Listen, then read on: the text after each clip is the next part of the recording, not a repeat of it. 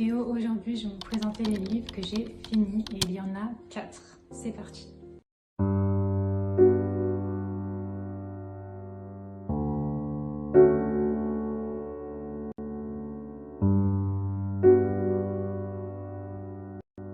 Donc le premier livre que je vais vous présenter, c'est Enola Holmes, donc tiré du film Enola Holmes. Donc bien sûr, c'est un film qui est en fait un peu une suite de Sherlock Holmes. Et Enola Holmes, c'est sa sœur. Donc c'est un livre écrit par Nancy Springer. Donc c'est une histoire qui se passe en Grande-Bretagne dans les années fin 1800. Et on va dire, ça parle de sa sœur, de la sœur de Sherlock Holmes. Et il se passe les mêmes choses, des enquêtes. Ça va être une détective. Je vais vous lire juste le derrière. Donc ma mère m'a appelée Enola, qui à l'envers se lit Alone en anglais. Donc seule. Et lorsque mère disparaît le matin de mon 14e anniversaire, c'est bel et bien seule que je me suis retrouvée. Mes frères Mycroft et Sherlock, alors il faut savoir que oui, Sherlock a un frère qui s'appelle Mycroft. Je sais pas si dans la série ou quoi, ils en parlent beaucoup parce qu'il me semble pas que j'ai trop de souvenirs de son frère. Donc voilà, donc mon frère Mycroft et Sherlock n'avaient qu'une idée en tête, m'envoyer en pension pour faire de moi une lady. Refusant d'accepter ce sort, je décidais de prendre mon destin en main et de me lancer à la recherche de ma mère. Donc en fait, ils veulent qu'elle soit en fait...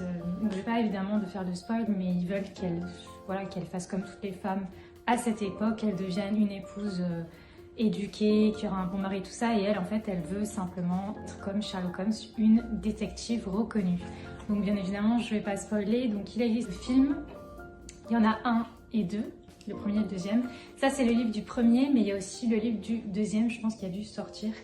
Donc moi, j'ai particulièrement bien aimé puisque je suis une fan de Sherlock Holmes. Donc j'ai beaucoup aimé Enola et je trouve que les films sont très bien faits avec l'actrice Millie Bobby Brown. Voilà. Donc le livre, c'est un livre pour la jeunesse. Donc comme vous voyez, c'est écrit assez facilement. Moi, c'était juste parce que j'aimais beaucoup Sherlock Holmes et j'ai beaucoup aussi de livres de Sherlock Holmes, évidemment. Mais voilà, j'aimais beaucoup et je trouve qu'à lire, bon voilà, c'est facile, c'est pour la jeunesse, mais pour ceux qui aiment, pourquoi pas. Ou pour les jeunes, pour vos enfants, tout ça. Donc le deuxième livre que j'ai terminé, c'est Anne of Green Gables. Donc Anne de Green Gables, donc Anne et les pignons verts. Donc c'est un livre qui a été écrit par Lucy Maud Montgomery. Alors je vais vous montrer un peu la couverture qui est juste super jolie. Donc ça c'est pareil, c'est une série qui existe. Moi à la base j'ai vu la série et j'ai acheté après le livre. Donc il faut savoir que le livre c'est exactement ce qu'il y a dans la série. Moi j'ai trouvé que c'était la même chose en fait, il n'y a rien qui est vraiment changeant. Donc c'est un roman canadien et ça c'est le premier tome qui a été écrit en 1908. Donc ça évidemment c'est une réédition super jolie qui a été faite avec une couverture.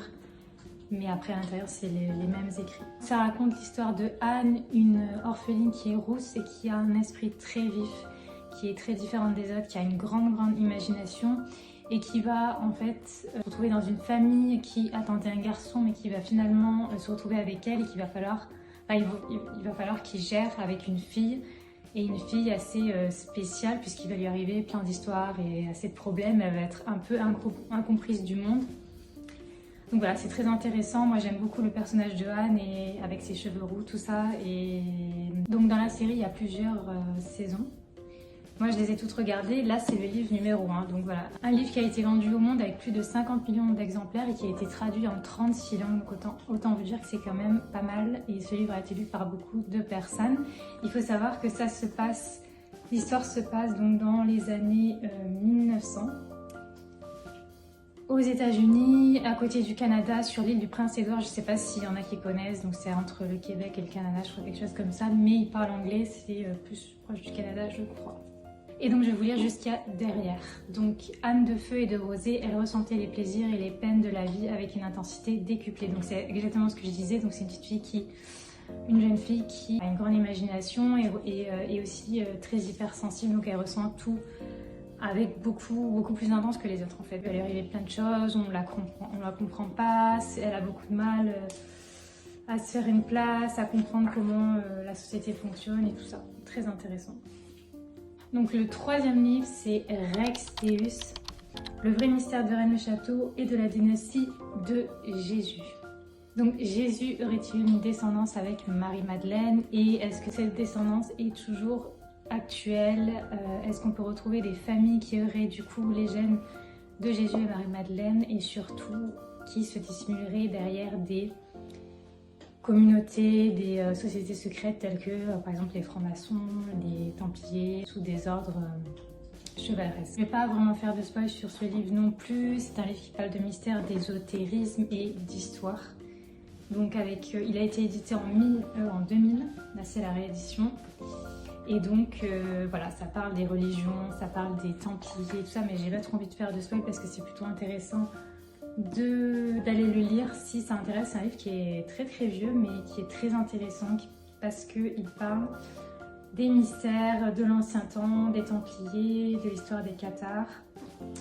Et voilà, donc là, voilà, j'ai le résumé mais je vais pas forcément le lire. Et pour ceux qui sont passionnés par les mystères, par tout ce qui est templier, ordre, chevalier, je le conseille à 100%.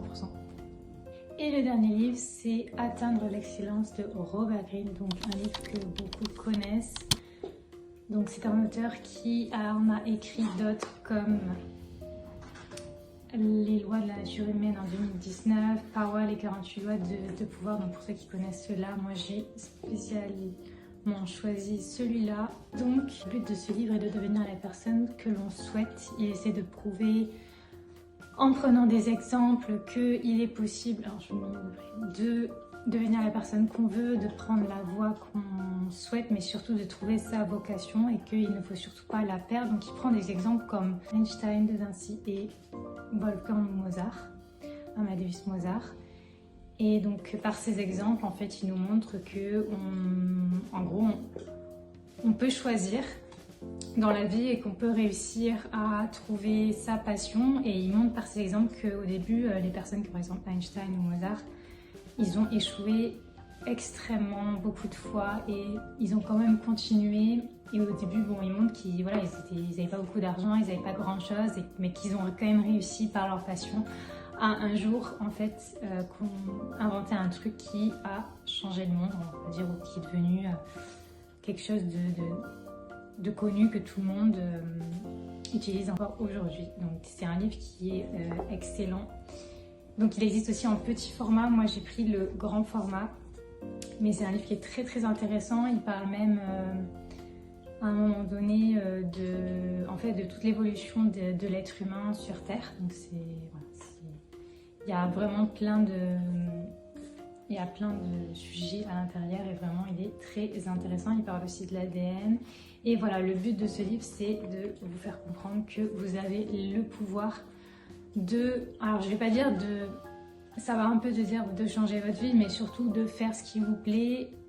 Et on va dire, pour lui, il voit que dans la vie, en fait, on a besoin d'avoir une vocation. On est venu, selon lui, on va dire un peu sur Terre, pour avoir une vocation. Et il y en a qui ne la cherchent pas, qui prennent un métier comme ça au hasard. Parce que c'est le bien de la société, parce que leur famille leur dit de choisir n'importe quel métier. Et du coup, toute leur vie, ils sont frustrés et ils ne peuvent pas justement faire ce qu'ils ont voulu. Et il parle aussi beaucoup des personnes qui n'arrivent pas à savoir forcément ce qu'elles veulent, mais par exemple je prends un exemple, par exemple comme Mozart, où à chaque fois qu'il entendait de la musique, qui produisait de la musique, vraiment c'était quelque chose pour lui c'était le seul moyen de se sentir bien. Il se sentait vraiment en accord à 100% avec ça. Et il dit qu'on a tous un moment de la vie, quand on était enfant, il y a un truc qu'on aimait faire et qui nous a permis de nous libérer. Et c'est cette chose qu'on doit, on va dire, cette petite voix qu'on doit écouter et cette chose qu'on doit prendre en se disant que c'est ce qu'il faut faire plus tard. Bon voilà, c'est un peu complexe, mais clairement, c'est un livre de motivation, de discipline qui permet surtout d'avancer et de devenir qui on veut vraiment, mais surtout, on va dire plutôt au niveau de l'activité, de faire l'activité qui nous plaît et de ne pas être obligé de choisir quelque chose comme ça à son insu en se disant que y en a qui ont réussi, ou alors en fait il veut aussi prouver qu'on n'est pas génie en fait. C'est-à-dire que ces gens-là, par exemple Mozart, tout ça, Einstein, ils sont pas nés génies en fait. Ils ont travaillé et ils ont échoué beaucoup de fois pour finir par sortir, par exemple pour Mozart, la partition qui fera qu'il est connu et que tout le monde l'utilise encore aujourd'hui et connaît surtout son nom. J'espère que cette vidéo vous a plu, elle est finie et évidemment mon but c'était pas de vous spoiler du tout parce que je trouve que c'est plus intéressant de lire les livres ou au moins de lire les résumés, mais c'était pour vous en parler, pour vous dire quel livre m'avait plu. Si vous avez des idées aussi pour Noël, pour vous donner des idées pour Noël, je trouve que c'est intéressant. Donc n'hésitez pas à vous abonner et à laisser un commentaire si vous avez eu l'occasion de lire les livres que j'ai cités. Et je vous dis à une prochaine vidéo. Tchuss!